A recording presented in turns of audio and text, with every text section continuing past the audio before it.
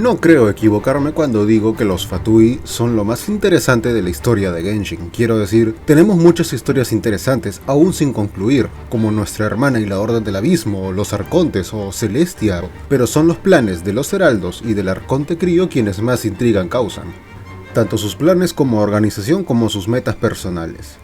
Y estando a un par de días de que salga Latinoamerican Genshin, me gustaría hablar del tercer integrante de los Fatui más interesante desde mi punto de vista, Il Capitano. Primero lo primero, todos los Fatui tienen un título inspirado en la obra Comedia del Arte. En esta obra el personaje conocido como El Capitano es el personaje más viejo. En su época de juventud, fue un soldado de primera categoría, con ideales nobles, un guerrero excepcional, condecorado con honores, galardonado con premios por sus hazañas. Desgraciadamente el tiempo pasó, y ahora es solo un charlatán que habla de hazañas que nunca pasaron y títulos que nunca tuvo, pero él jura y perjura haberlos conseguido. Cuando este personaje está solo y deja de interactuar con otros personajes, podemos ver sus pensamientos. Un cobarde que casi se mea encima con la sola idea de enfrentarse a alguien. Las similitudes son bastante obvias. El Capitano de Genshin es un guerrero de temer. Incluso nuestro vendehumos favorito, Childe, dice que solo lo vio pelear una vez y que fue tan glorioso que se sintió tan inferior como para que un guerrero de su calibre notase siquiera su presencia. Lo que quiere decir que el Hoyoverso quizá haya invertido la historia. Si El Capitano de Comedia del Arte fue un soldado de temer, pero ahora solo se vanagloria de logros pasados, nuestro capitano pudo haber sido un caballero joven, novato, quizá listo para afrontar una guerra, y ya sea por su cobardía y o debilidad, justo al empezar la guerra, este huyó, se escondió o no pudo proteger a quienes amaba. Este suceso lo pudo haber marcado de tal forma que todo lo que queda de él ahora es un ser despiadado, temido, jurándose a sí mismo no volver a ser débil. Pero me estoy adelantando. Aún tengo mucho que decir. Morata, Lanzan y Tenoch son literalmente los únicos nombres que sabemos que provienen de Natlan, y del único que sabemos algo que no sea solamente su nombre es Tenoch. Esta historia la podemos ver en el Garrote del Discurso, arma del pase de batalla de Fontaine. La historia resumida básicamente es esta. Tenoch vio una marea oscura y turbia brotando en el horizonte y se dispuso a ir a pedir ayuda a las otras tribus, aunque este ya no pertenecía a ninguna de estas. Wanjiro fue la primera. La sola presencia de Tenoch y las aventuras que ellos dos vivieron la motivaron para que tanto ella como su gente, aún cansadas por las peleas, ayudasen a Tenoch. El segundo fue Menilek, que, reconociendo las hazañas de Tenoch y su renombre al ver ese fierrote que llevaba entre las manos, este se unió sin pensarlo. El tercero fue Sanag Compore. Sanag conocía muy bien el peso de aquel frío garrote, vamos, que le partieron el hocico hace tiempo. Así que Sanag Compore había predicho el desenlace que ocurriría entre él y el héroe Tenoch, cómo surgiría el lugar que todo el mundo conocería como Mare Yibari en la posteridad. ¿Y qué era Mare Yibari? Bueno, el Mare Yibari, también conocido como Mar Silencioso de Cenizas, es lugar donde las historias son olvidadas pues el viento no llega. O sea que estos dos libraron tal guerra que dejaron atrás una tierra estéril y peligrosa en el que es imposible habitarla. Y es ahí de donde viene Bennett. Quizá Bennett tiene tanta mala suerte porque se gastó toda la buena suerte sobreviviendo en ese lugar, cuando apenas era un bebé.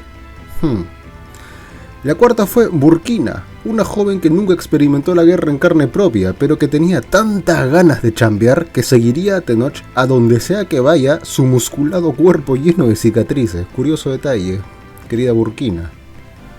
El quinto fue Sundiata, que le había pedido al Arconte Piro la expulsión de Tenoch, pero este aún así quiso pelear. Ante tal resolución no le quedó más de otra que acompañarlo con una condición. La gente de su tribu no lo acompañaría en esta batalla por lo menos, y por favor acuérdense de este nombre porque estoy seguro de que esta será la tribu que nos reciba, o por lo menos la más influyente cuando lleguemos a Natlan. Y por último, el sexto en unirse al héroe Tenoch fue su mayor enemigo en la juventud, el gran Tupac, Cuando Tenoch se dirigió a la morada de Tupac para dialogar con él, lo encontraron contando meticulosamente todas y cada una de sus cicatrices. Alrededor de 300 cicatrices, 20 y tantos huesos rotos, más de 100 pedazos diminutos de obsidiana que habían quedado profundamente incrustados en su piel, como si de diminutas perlas se tratase. 200 rasguños, 2 costillas rotas y un ojo con el que ya no puede ver desde lejos. Tú también fuiste generoso con los recuerdos que me dejaste, dijo Tupac. Los dos ex enemigos rompieron en carcajadas y se dieron la mano. Y así, Tenoch consiguió aliados de cada una de las 6 tribus principales. Brillando como las llamas de un fuego salvaje, se estrellaron contra las oscuras montañas. Tenoch, el héroe que unificó a Natlan. Quiero que tengan bien presente esta historia, tanto para la llegada de Natlan como en el siguiente punto que estoy a punto de compartirles. Este es el lore que podemos leer en los artefactos de la caballería sanguinaria, desde la 1.0. Cuando el caballero matademonios regresó del violento campo de batalla, ya no quedaba nadie a quien rescatar en aquellas casas derrumbadas. El cáliz, ennegrecido por el humo, se convirtió en un símbolo del caballero derrotado. Con él libró al mundo de monstruos, pobreza y maldad. Una flor blanca común que una damisela en apuros colgó en el pecho del caballero que la rescató. Está seca y dura por toda la sangre que se derramó sobre ella. Cuando el caballero errante mató por primera vez a un monstruo para salvar a una damisela, rechazó la recompensa que ella quería darle. En su lugar, recibió una flor blanca y pura. Defender el código de un caballero es mi recompensa en sí mismo. Lo único que quiero es esta flor. Será mi medalla. Siempre llevó la flor sobre su corazón, hasta que quedó manchada de sangre. Igual que la armadura del caballero, la flor se volvió tan negra como la noche del invierno. Igual que su corazón, se volvió tan dura como un metal que ha sido templado. Una de las innumerables plumas de cuervo que se quedó pegada sobre el caballero sanguinario. Los cuervos son una especie de aves que siguen a quien los alimenta para buscar comida. El caballero sanguinario ya no podía distinguir si estaba manchado con su sangre o la de sus enemigos. Tras tantos años de masacre, por fin comprendió el sentido de la vida como caballero. Esto lo hizo pasar de ser un caballero blanco y puro a convertirse en un monstruo. Sus únicos seguidores eran los cuervos que seguían sus huellas sangrientas. Una magnífica máscara de platino perteneciente a un caballero de origen noble. La sangre oscura y seca ha pasado a formar parte de ella. Cuando el caballero se dispuso a ayudar a los heridos después de matar al último monstruo, el miedo con el que la chica gritó le hizo darse cuenta de que tenía la cara manchada tanto de su propia sangre como la de sus enemigos. Se había convertido en un ser violento y monstruoso. Que esta máscara sustituya mi propio rostro. Que nadie tenga que contemplarlo jamás, pues la cruenta guerra me convirtió en algo terrorífico. El caballero sanguinario conservó este reloj en el abismo, donde los cuerpos celestes no emiten luz, pero allí el tiempo no significaba nada para este. Esta fue la última historia del caballero que perdió toda ética y moral. Se dio cuenta de que no había lugar para él en esta tierra. Se aventuró en el antiguo reino caído y murió en la batalla en la guardia de los monstruos. Al llegar al fin del mundo, entendió de dónde procedían esos monstruos que destruyeron el antiguo reino. El antiguo reino fue maldecido injustamente y sus habitantes convertidos en monstruos. Mi código de caballero no tolera tal injusticia. Si abismo es tu nombre, juro ante ti mi lealtad. En estas dos historias que hemos podido apreciar son el legado de un héroe y su caída. Así es, creo yo que Tenoch es el capitano.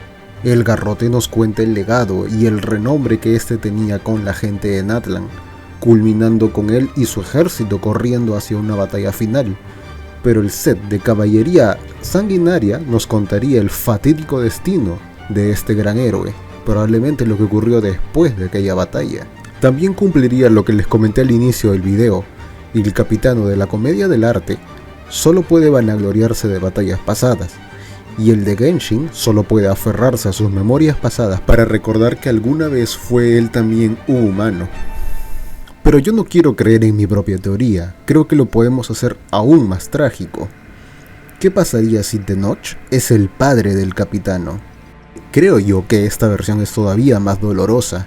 Ya no está viviendo de la ceniza que dejó su yo del pasado, sino que es la historia de un guerrero, hijo de un héroe que nunca pudo lograr nada. Mientras que su padre fue a la guerra sin miedo a morir, el hijo, por mucho que se esforzara, nunca logró salvar a nadie. Habiendo perdido toda la fe y esperanza, se terminó uniendo al abismo como su último pecado. Y cuando conoció a Pierro, este le ofreció unirse a los Fatui. Este sería su momento de redimirse, de demostrarle a sí mismo que podría salvar al mundo, de hacer sentir orgulloso a su padre, volviéndose de esta forma el número 1 de los Fatui y el guerrero más poderoso de Teyvat. Y esta vez no piensa fracasar. Pero ¿qué es el poder si no tienes nada o a nadie con quien compartirlo o a quien proteger?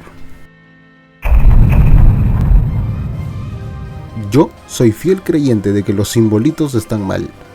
Si Pierro no tiene puesto, creo que tampoco debería tener un icono. Quizá me equivoque, quizá no, pero lo que sí estoy más que seguro es que Capitano tendría que tener el simbolito de la mano abierta con la espiral. En un sentido práctico y fácil de asociar, son las pinturas rupestres, las que son hechas a mano y con figuras sencillas y sin mucho detalle. El icono de la mano es perfecto para el Fatui que proviene de Natlan, la nación inspirada en las culturas precolombinas de nuestro mundo. Pero eso no es todo. La espiral puede significar el abismo del que el capitano salió para redimirse o en el que se sumergió por sus fracasos. Así como también quizás sea su intención controlar las 6 tribus de Natlan para hacer frente a Celestia. O simplemente porque es malo. Pero hay algo que me llama la atención de la mano. Tiene un dedo separado, como si la ausencia de este color marcase una forma. La de un anillo. ¿Y en qué dedo está este anillo? Yo sé que me estoy fumando un tremendo dendro por aquí, pero por favor escúchenme. Muchas veces en la fantasía de poder siempre queremos ver qué tan poderoso es ese monstruo. Pero tarde o temprano nos sentimos atraídos, o por lo menos yo me siento atraído, a el lado más humano de ese monstruo. Ese punto de conexión que tienen estos power fantasies con el espectador. Sus sentimientos. Su lado más vulnerable y humano. Los de mi generación recordaremos al tío Airo de la leyenda de Avatar, que sí, que es un miembro del Loto Blanco y muy poderoso y el dragón del oeste y una leyenda, pero la razón por la que es recordado es porque fue un guía para Zuko.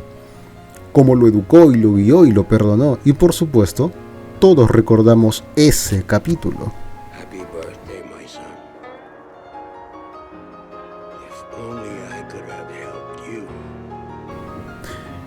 Y para las nuevas generaciones tenemos a Goju Satoru, que sí, que es divertido ver lo fuerte y lo engreído que es, pero al final del día siempre regresamos al rompimiento con Geto. Y esto lo hemos visto en diferentes obras y diferentes medios. Mi niño, estoy asesinando a mi niño. Pintamos este cuarto, hicimos estos juguetes. Es nuestro niño, Lisa. El monstruo más terrible sigue teniendo su corazoncito. No me cabe ni la menor duda de que la historia del guerrero más fuerte de Teyvat, al que solo lo han vendido como un soldado invencible, palidecerá ante su historia de amor. ¿Qué es lo que protege o qué es lo que perdió? Porque si algo me ha enseñado esta comunidad es que todos están bien hornis y Dios mío cómo les encanta el sufrimiento.